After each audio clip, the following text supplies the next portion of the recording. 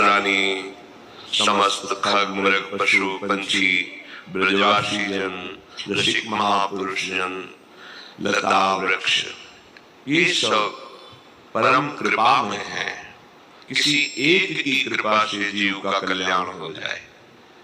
रजरानी का एक कण भी यदि नित्य शरीर में लगता है तो कोई कैसा भी पापाचारी हो उसका अंतःकरण पावन हो जाएगा और उसकी अंतिम गति प्रियालाल होंगे।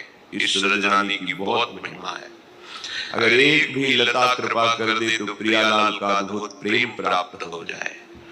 अगर ऋषिक महापुरुषों की दृष्टि पड़ जाए और उनके वचनों के अनुसार जीवन बना लो तो बड़े बड़े ऋषि मुनियों द्वारा वांछित जो प्रेम रस है वो आपके हृदय में स्फुरित हो जाए। ऐसी पावन भूमि में हमें अवसर मिला है अपने जीवन को सुधारने का। ये जो हमारे अंदर अहंकार पूर्वक आसुरी बुद्धि प्रेरणा देती है कि हम दूसरे की हिंसा कर दूसरे का धन छीन कर दूसरे को दुख देकर हम सुखी हो सकते हैं, अधर्माचरण से, चोरी से, व्यभिचार से, छल कपट से, तो विश्वास मानिए किसी और को दंड देने की जरूरत नहीं है। आपका कर्म ही आपका नाश कर देगा। रोज का रोज आपने जो कर्म किया वो बलवान हो रहा है आपको दंड देने के लिए। जहां समय आया फिर तुम्हें कोई नहीं बचा सकता। वो कर्म ही तुम्हें हजारों की भीड़ में नष्ट कर देगा।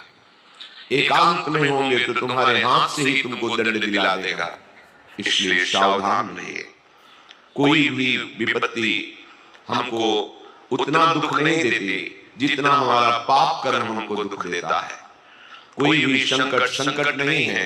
यदि आप धर्म पूर्वक चल रहे हैं तो आया हुआ संकट भी आपकी उन्नति का कारण होगा।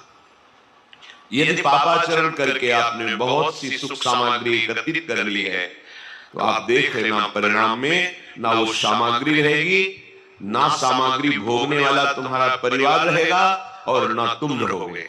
तुम्हारा कर्म तुम्हारा सर्वनाश कर देगा, कहीं भी और नहीं मिलेगी। इसलिए प्यारे भगवान ने कृपा करके बहुत बढ़िया दिव्य अवसर दिया।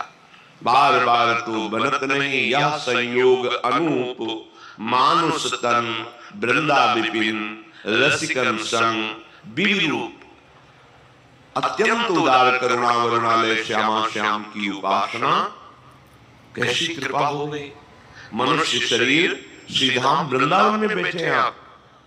यहाँ आने की भावना मात्र से पाप थर्रा उठते